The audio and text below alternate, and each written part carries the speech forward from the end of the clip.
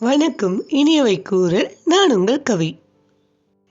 பரபரப்பாக இயங்கிக் கொண்டிருக்கும் ஒரு தெருவின் ஓரத்தில் ஒரு பிச்சைக்காரன் உட்கார்ந்து வருவோர் போவோரிடத்தில் பிச்சை எடுத்து கொண்டிருந்தார். அப்பொழுது அந்த தெருவின் வழியே காரில் வந்து போகும் ஒரு செல்வந்தர் அந்த பிச்சைக்காரனை பார்த்து கொண்டு செல்வது வழக்கம். ஒரு நாள் அந்த செல்வந்தர் காரை நிறுத்திவிட்டு அந்த பிச்சைக்காரனிடம் சென்றார்.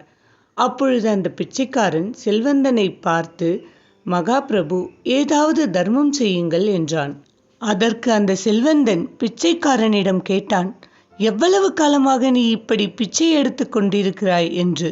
அதற்கு அவன் கூறினான், என் அப்பாவிற்கு தாத்தா காலத்தில் இருந்தே எங்கள் குடும்பம் இப்படி பிச்சை எடுத்து கொண்டிருக்கிறது. மேலும் கூறினான், இந்த திருவோடும் என் அப்பாவின் தாத்தாவிற்கு ஒரு மகாபிரபு கொடுத்து இதை வைத்து பிழைத்துக்கொள் என்று கூறினாராம். அப்பொழுதிலிருந்து நாங்கள் இதை வைத்து பிச்சை எடுத்து பிழைத்து கொண்டிருக்கிறோம் என்றான். உடனே அந்த செல்வந்தன் மிகுந்த கோபத்துடன், அடே மூடனே என்று கூறிக்கொண்டே அவன் வைத்திருந்த திருவோட்டை வாங்கினார். அதற்கு அந்த பிச்சைக்காரன், மகாபிரபு, என்னிடம் இருப்பது இந்த திருவோடு ஒன்று மட்டுமே. அதை நீங்கள் ஒன்றும் செய்து விடாதீர்கள். உங்களால் முடிந்தால் தர்மம் செய்யுங்கள், இல்லையேல் என் திருவோட்டை தந்துவிடுங்கள் என்றான். கோபத்துடன் அந்த திருவோட்டை கசக்கி சுரண்ட ஆரம்பித்தார் அந்த செல்வந்தர். சுரண்ட சுரண்ட அந்த திருவோடு தங்கமாக ஜொலித்தது.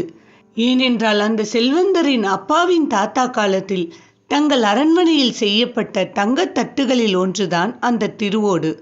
அந்த திருவோட்டின் வடிவம் தங்கள் அரண்மனை தங்கத்தட்டுகளைப் போலவே இருப்பதால் தான் அந்த செல்வந்தர் அவ்வழியாக வந்து போகும்போதெல்லாம் அந்த பிச்சைக்காரனை பார்த்து கொண்டே செல்வார். இந்த கதையில சொன்ன மாதிரி தாங்க நம்மில் பல பேர் வாழ்ந்து கொண்டிருக்கிறோம். அந்த ராஜாவோட வம்சத்திலிருந்து ஒருத்த வந்து இது தங்கத்தட்டுன்னு சொல்ற வரைக்கும் இந்த பிச்சைக்காரன் எப்படி பரம்பரையா தங்கத்தட்டை கையில வைத்து கொண்டு தங்கள் வாழ்க்கையையும் வாழ்வின் தரத்தையும் மாற்றிக்கொள்ள தெரியாமல் பிச்சை எடுத்து கொண்டிருந்தார்களோ அதே போலத்தான் நாமும் நம்மை உண்டாக்கின அந்த கடவுளை வந்து சொல்ற வரைக்கும் தெரியாது. வாழ்க்கையில ஜெயிக்கிறதும் தோற்று போவதும் சந்தோஷமா வாழ்றதுக்குமான சூட்சமத்தை நான் உன் கையில தான் கொடுத்துருக்கேன்னு நமக்குள்ள இருக்கிற அறிவையும் திறமையையும் உபயோகப்படுத்தாமல் நம்மளோட வாழ்க்கையையும் வாழ்வின் தரத்தையும் மாற்றிக்கொள்ள எந்தவித முயற்சியும் பண்ணாமல் தோற்று போகிறோம்.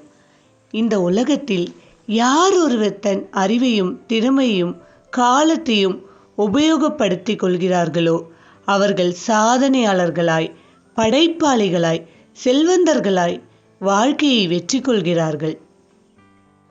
பணத்தை இழந்தவன் எல்லாம் பிச்சைக்காரன் ஆவதில்லை. எவன் ஒருவன் தன் அறிவும் திறமையின் மீதும் கொண்ட நம்பிக்கையை இழக்கிறானோ அவனே பிச்சைக்காரன் ஆகிறான். அவன் தான் கொண்ட லட்சியங்களிலும் தோற்று போகிறான். மீண்டும் உங்களுடன் இனியவை கூற காத்திருக்கிறேன். நன்றி.